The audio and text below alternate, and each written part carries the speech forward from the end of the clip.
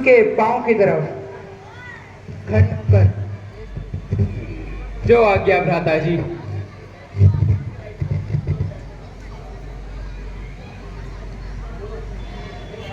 हे महात्मन, यदि मुझ पर कुछ कृपा करने की कष्ट कर सके तो कुछ सदुपदेश दीजिए और मुझे कृतार्थ कीजिए। लक्ष्मण, अब मैं तुम्हें क्या उपदेश दे सकता हूँ? कारण कि मेरे शरीर की सारी शक्ति समाप्त हो चुकी है, किंतु मैं तुम्हें निराश नहीं करूंगा। सुनो लक्ष्मण, विषय भोगों में कभी मन न लगाना। इनके कारण ही मेरी यह दशा हुई। जो तुम्हें प्रसन्न करने के लिए तुम्हारी चापलूसी करे, उसे अपना मित्र न समझना। इन्हीं चापलूसों के कारण आज मेरी यह लंका का ऐसा नाश हुआ है। अपने शत्रु को कभी भी कमजोर नहीं समझना चाहिए और अपने सहोदर भाई से कभी भी बैर नहीं करना चाहिए।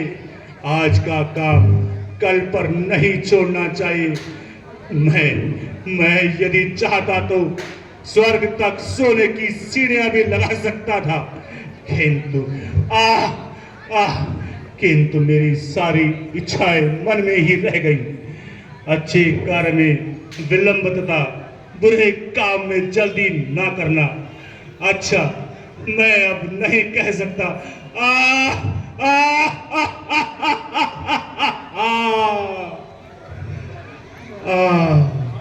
महात्मन, श्री राम। महात्मन, आप जैसे साहसी राजा तथा विद्वान का वध करके मुझे दुख हो रहा है, किंतु इसमें ना तो मेरा दोष है ना ही आपका। इस युद्ध की अवधि में यदि कोई अनुचित शब्द है मेरे मुंह से निकले हो तो मुझे क्षमा कीजिए। कारण कि बैर भाव जीवन में ही होता है। मृत्यु के समय बैर रखना पाप है। इसके अतिरिक्त यदि आप जीवन की इच्छा रखते हो तो मैं आपको प्राणदान दे सकता हूं।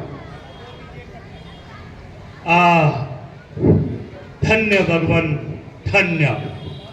जिस गति की ऋषि मुनि तपस्या करके प्राप्त